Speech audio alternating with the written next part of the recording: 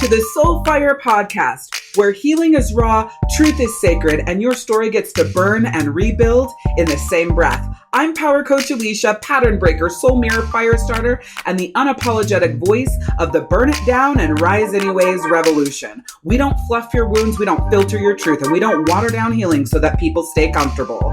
You've spent way too damn long proving your worth to people who only love the version of you that stayed small, quiet, and convenient. If you've ever swallowed your truth to keep the peace, shrunk yourself to stay chosen, or disappeared in your life, this season isn't just a reset or another motivational podcast. This is where you reclaim your voice, your fire, and your fucking self. I'll give you the truth that heals, frameworks that hold, and soul codes that will change how you live, lead, love, and rise. Lovey, come forward. It's time for you to embody your wholeness. And I'm not only leading this season, I'm living it right beside you. Let's fucking go. So many things that I want to say right now. There's so many things I want to share with you. There's so many things that I want to tell you. But I just want to start out with saying that I'm glad that we are wrapping August 2025 with this episode, because I'm ready to bring you the fucking fire. I'm ready to bring you Power Coach Alishia, fun, funny, exciting, entertaining, and educational style energy into the Soulfire Podcast. And I'm really looking forward to closing out this, crazy, let's see, March, April, May, June, July, last 5 months. I had to double check because it feels like 5 fucking years, but I'm looking forward to closing out this chapter and really stepping into the next era of what I'm bringing to the table, what I'm going to be sharing with you, and where we're going with the Soulfire Podcast. So I wasn't even planning on saying that, but I just felt like, you know what? Let's fucking go. So there you go. Now, I didn't want to record this episode. I'm just going to be honest with you, because what we're talking about today is literally an answer from the universe to me, or maybe it's like a smack upside the fucking head saying, like, listen, bitch, you know the answer, you know what you need to do, you know what we're telling you, and you're not fucking listening. So I guess if you teach it to everyone else, you'll hear what the fuck we have to say. And that's exactly what's happening. So today we're talking about you can hold space without holding everyone. And I've learned this lesson and I've healed from this lesson. However, lessons have layers, alternate perspectives, and angles. And right now I'm going through this lesson from a new perspective and an alternate angle than what this is talking about and what I've already healed with this today. But there will be pieces that I'm going to share with you today, things I'm going to be teaching you and talking to you about, where I'm going to show you where the layer is for me now. Because as you know, I teach as I live it generally, or right after I lived it. It just depends on what it is. I am open, I'm transparent, right? Because this is the motherfucking Soulfire Podcast, right? Real life, real shit, real raw. So anyways, you can hold space without holding everyone. We are wrapping the Energetic Boundaries series and protecting and amplifying your energy. Listen, your love can be present without becoming the prison. Your love can be present without becoming the prison. And there's a huge difference between holding space and holding people. Holding space feels like love and is love. Holding people feels like and is survival. When you stop holding them, you feel empty. You feel like you're missing something, right? It's like I was sharing this with my in-person event that I did last night. And it's like addictions are so many different things. Addictions can be codependency. Addictions can be, I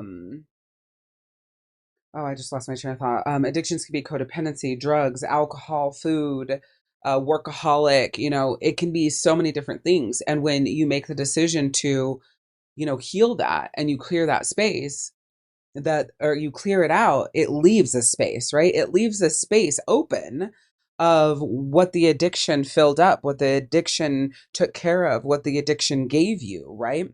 And now there's a space. And if you don't fill it with something that is good for you, that's empowering for you, that helps you, that's when you relapse, right? That's when you go back to what you know. That's when you go back to what's comfortable.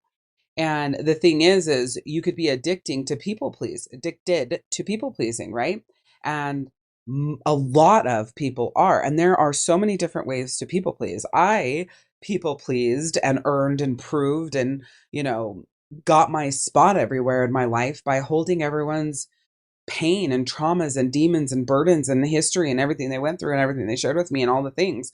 I got my people pleasing out in doing that, right? And so don't just think of people pleasing like, oh, give, give, give, give, give. It is giving and it is give, give, give, give, give, but it's can look so many different ways that it could be distorting and confuse you. So holding people is survival because people's job is to hold their motherfucking self. I'm going to say that again. Holding people is survival because it's people's job to hold their motherfucking self.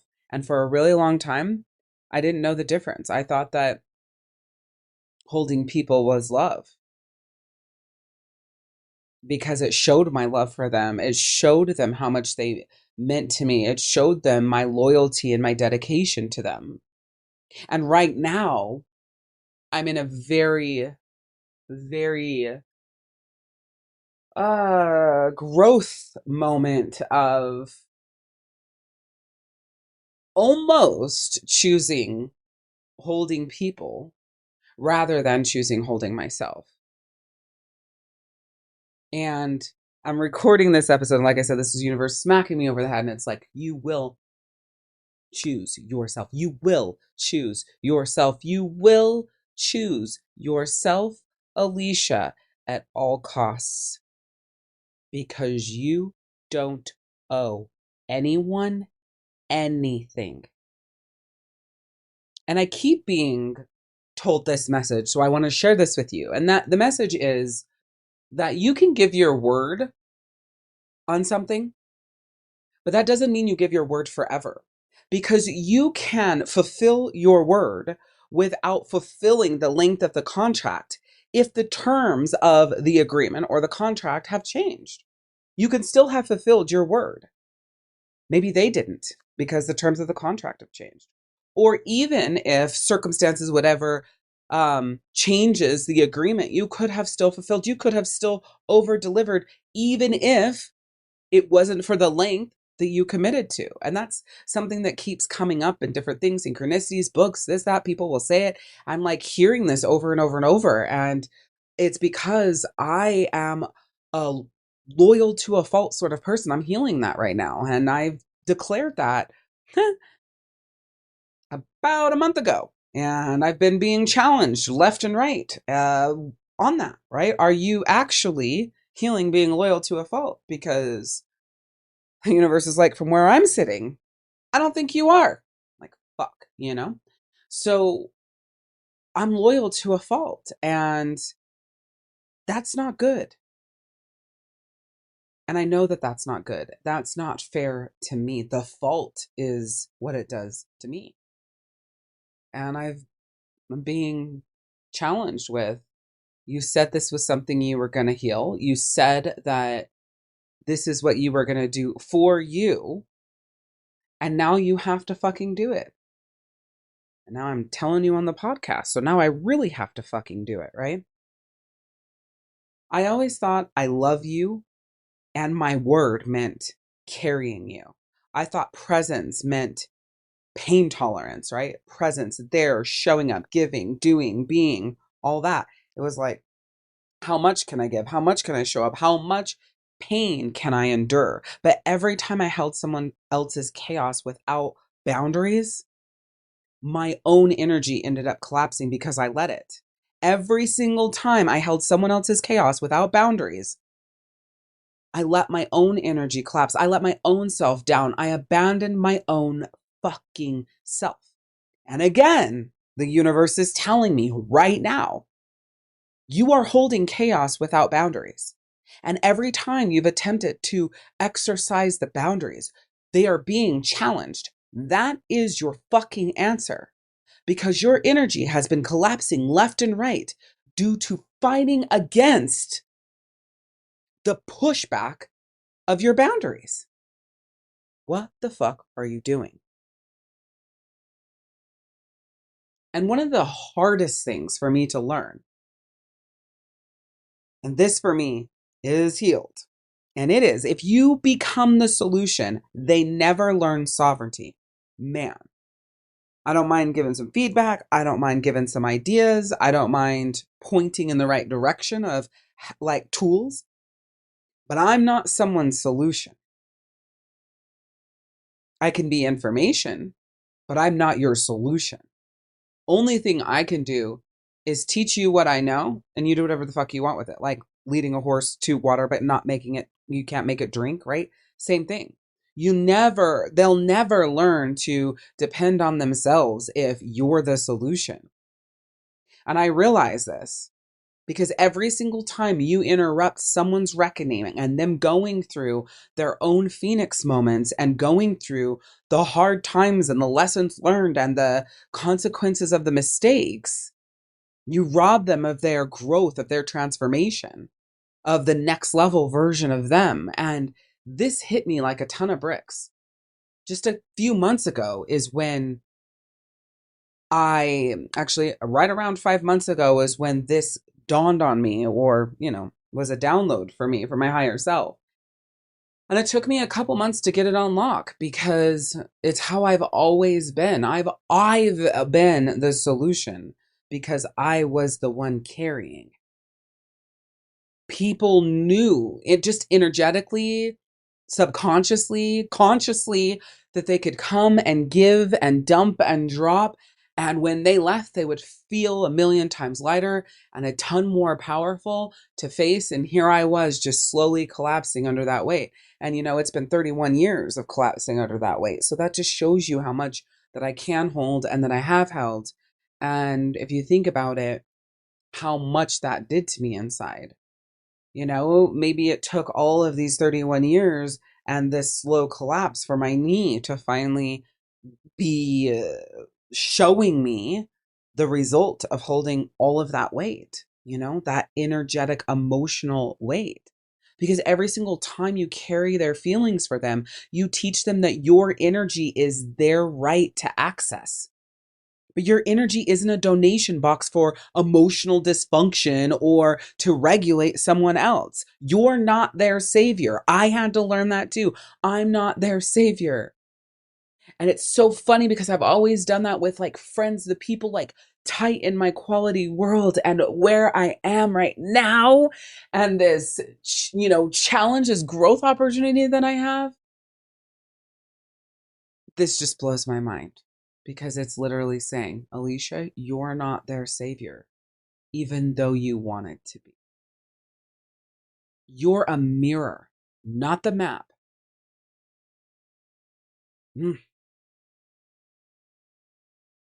And something that I'm learning is that I really thought, hey, if someone is just caught up in their shit and they are really going through it and they have been going through it for 3, 6, 12 months or longer, now or years, whatever, they've been going through it, or they have a disease of chronic negativity and they struggle to just shift into the power of the positivity and the good and what's around them. Because listen to me, life is going to be lifey. Shit's gonna fucking happen. You are going to be given the opportunity to grow into the person that you declare you want to be. The change that you say you want to make, there will be a situation to challenge you to see if you're truly ready to build that habit, if you're truly ready to make that change. And one of the things that I thought was, if someone isn't right where I am, and I don't mean identically as in on their healing journey, but in their energetic frequency of their own journey, that it aligns with mine, that they can't be in my inner circle. They can't be one of the closest people to me. But what I'm realizing is, and I'm learning, is you're allowed to be present without being penetrated. You're allowed to be in a space without someone pushing through their bullshit on you. See, when you are the strong type A, hold it all, keep it all together, woman that we are,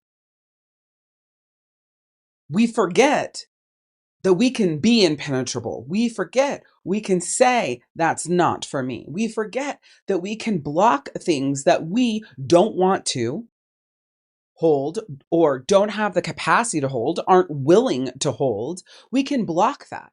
We don't actually have to have a conversation with someone else. We don't actually have to tell them. We can just choose that. You can witness pain without absorbing it. You can love someone without fixing them. That line, that for me, that's been one of my hardest lessons in 31 years, loving someone without fixing them. That is it was such a foreign concept for me. It was such a like, there's no fucking way. And I didn't think of it like fixing them. I thought of it like helping them. It's like, oh my gosh, I know how to help them. I know what will help them feel better. I know what will change this for them. I know what will transform this for them. I know what will, change the relationship with themselves. Oh my God, but the truth is, it was me loving them and wanting to fix them. And I no longer do that. Of course, I'll be challenged with it. However, I no longer do that. It's just something I know if I am trying to fix someone that I love, and I use the word try very intentionally there, that is me stepping into a space that is not for me to be in. That's them.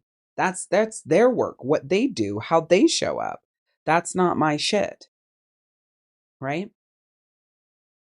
And you can also be their soft landing. Nobody says you have to turn your back. This was another layer. How do I be their soft landing without fixing them? First of all, I had to create the boundary in myself. I had to have the conversation myself. I had to realize that if I am fixing them, I'm robbing them of their right to step forward and grow in themselves, right? But I thought, okay, I got to shut them out in order to do that. And I did do that. And then it was like, I don't know if I needed to do that, right? Maybe I could still be there. And you can be their soft landing without being their permanent bed. But again, that's your boundaries. That's what you're learning. That's the literal naked truth, is that you have to have your shit in place. So you're not getting your validation from being their bed. And you understand you're holding yourself, you've got yourself, you can be their soft landing, you can love them, you can witness what they're going through, you can hold space for them in their journey while being powerful and yourself. Love is not, let me hold it all for you. That goes right with fixing them, right? And that was hard for me too. It's like, I was there, to fix them. I was there to hold it all for them. But what I realized, I'll sit beside you while you learn how to hold yourself. And let me be really fucking clear though. You cannot sit beside someone while they learn to hold themselves if you haven't sat with you and learned how to hold you first. Because if you're sitting next to someone while they learn how to hold themselves and you're not holding you, you feel lonely, sad, and empty inside. And I don't mean all the time. There'll be moments that you feel the validation, moments that you feel full, moments that you feel good. But the majority will feel sad and lonely and invisible, because who's doing it for you? At the end of the day, who's holding you? At the end of the day, who's sitting beside you while you learn to hold yourself? Who's witnessing your pain? Who's loving you while you go through your journeys and a soft landing for you? Let the moment move. You don't have to become it. Love while being whole in yourself. You don't have to lose yourself. Stay grounded in your energy while other people are shifting and growing and evolving in themselves, and honor both their process and your peace. Both get to exist in the same moment. I have always been a black or white, a this or that, an up and down, or good or bad. sort of person. And one of the things that I'm realizing is that two things can be true at the same time, and it's okay. Rise in support. Rise in your sovereignty. Rise in sacred pause. Slow the fuck down and quit pushing things to move so fast. That type A masculine, get it all done, hold it all together sort of energy that you have is why things are so fucking chaotic inside of you. Rise in that sacred pause. Listen to your soul's timing. And remember, the only place that you can actually lead from is by being. If you are rescuing, you are following because their trauma, pain, demons, burdens, whatever it is what you are chasing. You can only lead by being. And make sure that you protect yourself when others are in crisis. And if you're going to show up for someone else, make sure it's not in abandonment of yourself. And no matter what, so that you only hold what's yours, name what's yours to hold and what isn't. Name what's yours to hold and what isn't. And now I want you to ask yourself, who am I holding for instead of with? What emotions am I accidentally carrying like cargo? Who am I holding for instead of with? What emotions am I accidentally carrying like cargo? And how would I show up differently if I trusted their soul more than their story? How would I show up differently if I trusted their soul more than their story? How would I show up differently if I trusted my soul more than my story? And declare this: I hold presence, not pressure. My love supports, it never saves. Embody this. Choose yourself so completely that nobody gets to question your worth again. Extend to your soul the same mercy you once gave away to people who fucking dropped it.